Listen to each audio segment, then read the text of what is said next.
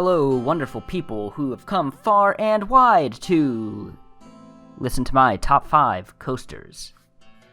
Now, I'm not going to put these in any particular order because it depends on how I feel. Some days, I want to get shaken around real bad. Other days, I want an easier ride, a smoother ride, so to say. Maybe not easier. Is there difficulty in coasters? No? Top 10 hardest coasters? Anyway. Without further ado, let's begin. So, I'm gonna just come out and say it. One of my top 5 coasters. I'm just gonna put this out there so that nobody's gonna be shocked, nobody's gonna be blown away or surprised. Steel Vengeance. Steel Vengeance is amazing. It's the RMC of Mean Streak, in case you didn't know somehow. And frankly, it's just a fantastic coaster. Now, I know a lot of enthusiasts will say, well, it could be better, and well, this is wrong with it, or this is wrong with it, and the trim breaks, and it ran better in 2018. I don't care. It's still a great ride. An amazing ride. One of the best in the world, I'm sure. My favorite element, and this may come as a surprise, is actually the Outer Bank turn. In the first half. I think the second half is better overall, but that Outer Bank turn is just so interesting and unique feeling. I can't help but love it.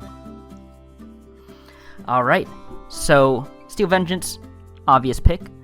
This next one's going to be an obvious pick as well. And it's going to be the other Cedar Point coaster. So my number 2, or not number 2, my second on this list, remember these are all kind of interchangeable, is going to be Maverick. I love Maverick. The second launch is awesome. The drop is awesome. I love the whippiness of it. It's just a great ride. I wish it was longer. I know it's a little bit... It's not too short. But I wish there was a little more of it. And that Stangle Dive, or whatever you want to call it, over that building, over that wall, it's phenomenal.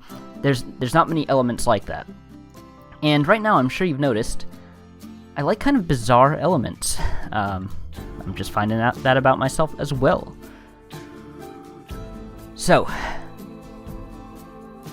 another coaster that's going to go on the list is going to be Mystic Timbers. This will be my last Cedar Fair ride on the list. Man, Mystic Timbers is amazing. It's got those short, quick pops of airtime. It's really aggressive. Again, just a little short, in my opinion. The theming is great. I really think it sells it. The trains look awesome. They've got Gary Newman locked away in a shed, which I think no other coaster can say that they have that. So that's a plus.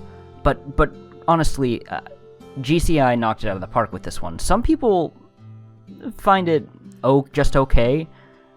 I think it's the best ride in the park. Granted, I haven't ridden every ride at Kings Island yet. I just think it's a phenomenal ride. Just everything about it. And I really like how the small little airtime hills, that run is my favorite section of the ride. I like how they're kind of twisted airtime hills as well. So they're not just straight up, they're kind of sideways and everything else. It's really quite interesting. Okay. I think there's an official name for those, but I think it's stupid. So we're just gonna go with the next one. All right. So Kennywood. Kennywood is my home park. So Kennywood's gonna have a ride on here, whether you guys like it or not. But I think we all know this was coming, and I think you know what ride I'm talking about. Phantom's Revenge. Phantom's Revenge is so good. It's 20 years old this year. I am amazed at how smooth it is. The airtime hills at the end are they're bizarrely aggressive, to the point where it's almost shocking. The restraint system's really strange.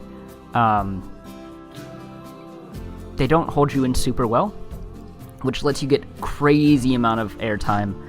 You come right out of your seat. And by the way, I don't condone doing tricks to make your restraints looser on you. You really, they're there for a reason, folks. Hate to break it to you, but that's what keeps you safe on rides. It's just a well-designed coaster. It's smooth. The first drop is surprisingly forceful. The second drop is insane. It goes under Thunderbolt. It's the tallest drop on the ride, and at one point was the longest or tallest drop in the world, and it was also the fastest coaster in the world at one point. This thing screams through its layout, and it is also a very short ride. Yeah, it's it's amazing. The laterals on it they always catch me by surprise because I always think about the airtime moments, but it's got some pretty good lats too. It's a great ride, fantastic. If you haven't been on it, I would highly recommend it. And that leaves us with the last coaster on the list, which for me, for the coasters that I've ridden, it's gonna be Ravine Flyer 2.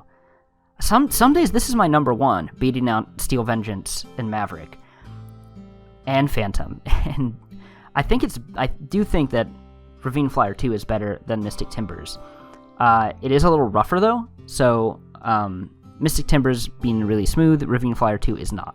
But man, that first airtime hill over the bridge is crazy. It goes from floater to sustained ejector, back down to floater, and then you're slammed into all these crazy turns, which give you some insane whippiness, and kind of like Maverick, honestly.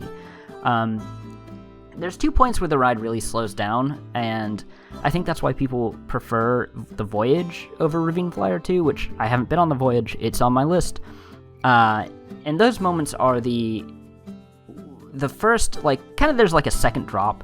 It slows down a little bit before coming back over the highway that it goes over. And then towards the end, the turns get a little bit slower. There's a couple hills that don't actually give you airtime, but man, this thing is an airtime machine. It's crazy. I love it dearly. It's just amazing. Yeah, and it has PTC trains, which, you know, sometimes those restraints can be a little loose, so you get thrown all over the place. My one problem with Ravine Flyer 2 is it's so rough and aggressive that you can maybe ride it like 3 or 4 times in a row, and I mean like in a row. The lines at Waldameer are never, ever that long. And it's just great. The only thing is you can't ride it too many times in a row because, you know, you'll get a headache or you'll get sore. It is very aggressive. In fact, my mom used to love roller coasters, and this is the one that turned her off from them because it's so aggressive. I really just enjoy this ride thoroughly. I'm talking up Ravine Flyer 2 a lot, and the reason I'm doing this is because not many people know about Waldameer, or not many people think that Ravine Flyer 2 would be a top-tier coaster, but Gravity Group just killed it with this one. And I know it's technically a hybrid because it has metal structure, steel structure, but it's a wooden coaster at heart. It feels like a wooden coaster, and I consider it a wooden coaster, even though I know it's a hybrid. And for that, it's definitely the best Woody I've ever ridden. I so look forward to riding the Voyage in the future, and yeah, that's my top 5 coasters. What are your guys' top? Let me know in the comments. And by the way, there's no wrong answer for this kind of thing. Everyone prefers different ride experiences. Everyone likes different things. If you don't like Steel Vengeance, then that's fine. Even though it's become super popular to hate on it lately, it is amazing. Or, you know, if you think Ravine Flyer is too rough, that's perfectly valid. I don't know. I think that I see a lot of people getting mad about opinions sometimes in the community, and, you know, you shouldn't probably do that. Everyone has opinions, and opinions are subjective, and roller coasters are fun. They're meant to be fun, people. So, yeah, let me know what your thoughts are and what your top are. And if you've ridden any of these, what do you think? Alright, you folks have a great rest of your day. Make sure to subscribe if you like this content, or give it a little thumbs up. And we will talk to you later.